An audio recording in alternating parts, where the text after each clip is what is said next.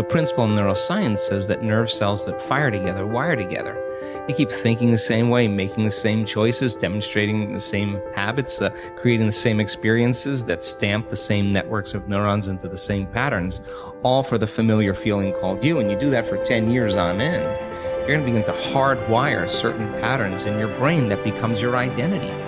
And by the time we're 35 years old, it kind of becomes fixed, right? And psychology used to say that you can't change that, but we now know that you can. Henry David Thoreau had probably the greatest definition of success that I have ever heard. He said, if you advance confidently in the direction of your own dreams and endeavor to live the life which you have imagined, you will meet with a success unexpected in common hours. It will chase after you if you can place into your imagination what it is that you would like to attract and begin to feel it. That which you feel yourself to be, you are. And you are given that which you are. So assume the feeling that would be yours were you already in possession of your wish. And your wish must be realized. So live in the feeling of being the one you want to be, and that you shall be. Inspire yourself into the right direction. Look, find things to latch onto, hook on to things that inspire you, fill your eyes and your soul with them, and know that this is your power. This is the advantage you have over everyone else. You fill yourself up with things that inspire you and fuel you day after day after day. See, if you're playing it safe, you're not going to win.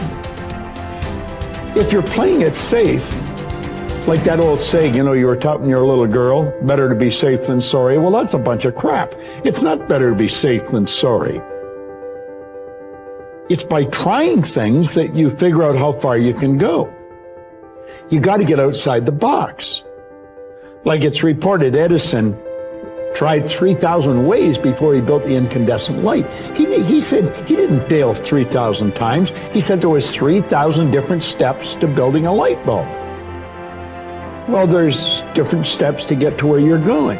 And I really do treat winning and losing exactly the same. I do not let it upset me. So as you begin to look at this decade and affirming that this is your decade, as you set goals that will make you stretch, that will bring out the best in you, as you begin to remove the negative, toxic people from your life, as you decide to take some chances in life, and that's one of the things that's very important. This God said, if you're not willing to risk, you cannot grow. And if you cannot grow, you cannot become your best. And if you cannot become your best, you cannot be happy. You can't be happy. And what else is there? This is time for a little truth here. Maybe you need to become much wiser than you are at the moment. You need to become stronger. You need to have better health. Maybe you need a little coaching to really become the person I want to become. I'm going to have some coaching. Physical coaching, spiritual coaching, developing skills coaching. To be the influence you want to be, you got to build an incredible reputation. What kind of person must I be to attract all that I want in life and the people that I want and the opportunities that I want? When you knock on the door and opportunity opens, you must stand there as a very attractive person, or you may not be invited. One of the most mysterious and unique phrases that Jesus ever used. Here's what he said. I stand at the door and if you opened the door, would you probably invite him in? This extraordinary person. You say, wow, yeah. And he said, if you invite me, I'll come in, sit down, talk things over. For you to be that kind of attractive person, that if you knocked on the door of opportunity and it opened and you stood there, would you be the kind of person that opportunity would say, come right in and sit down and let's talk about the future? What kind of person?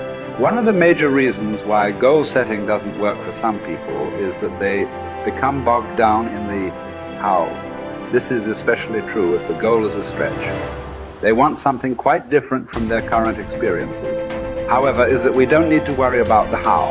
We just need to concern ourselves with but if you do get entangled in the detail of how your desires might come about, you immediately close down those millions of channels through which they can reach you. The how is not important. What is important is that you plant the seed of desire. Nourish it with clear visualization of the ripened fruit. Water it with sincere faith. But leave the means to universal mind. Open up your mind. Clear out the channels of thought. Keep yourself in a state of receptivity. Gain a mental attitude in which you are constantly expecting good. It is these positive expectations that are so critical to success. When looking at the tiniest building blocks of life, scientists were astounded to discover that the particles behave differently depending on what the scientists observing them expected. It's the same in your life. We will rise or fall to meet our expectations, or those others have with us. No doubt you will have heard of the self-fulfilling prophecy. But do you know who first coined the term? It was a sociologist called Robert K. Merton. In his book, Social Theory and Social Structure, he states, the self-fulfilling prophecy is, in the beginning, a false definite of the situations, evoking a new behavior which makes the original false conception come true. This specious validity of the self-fulfilling prophecy perpetuates a reign of error. For the prophet will cite the actual course of events as proof that he was right from the very beginning. In other words, if you make up your mind about something, then you immediately influence your behavior and ultimately your results. Whether your assumption is true or not is irrelevant, because the belief that it is will alter your behavior to bring about a reign of error that vindicates your initial assumption. So, forget about the how. Collier reminds us, your part is to impress upon mind your need, your earnest desire, your boundless belief in the resources, and the willingness of universal mind to help you. In other words, expect the best and it will do the rest. So you have to constantly pour energy into your own life to make sure that you're making progress to your goals if you're going to eventually achieve success. And the only way that you're going to be able to do that is to have a growth mindset. Now, really simply, a growth mindset is that you believe that your talent and intelligence are not fixed traits, that you can get better at something as you put time and energy into getting better at that thing. It's what I call the only belief that matters. The only belief that matters is that by applying time and energy into something, you will actually get better at it. Now, once you believe that, everything in your life downstream of that gets better, because now you know, oh, I messed up at this thing, I suck at that thing, the world is trying to stop me from doing that thing, the world is effective at stopping me from doing that thing. Oh, word? All I need to do is go and get better and I can outperform people. As Kobe Bryant said, and this has become my favorite quote in the world, boos don't block dunks. Now, what did he mean by that? He meant that no matter what, you can get so good that people can't stop you. People were paid millions of dollars to stop Kobe Bryant from scoring points, and yet he scored 81 points in a single game, just by getting better than other people.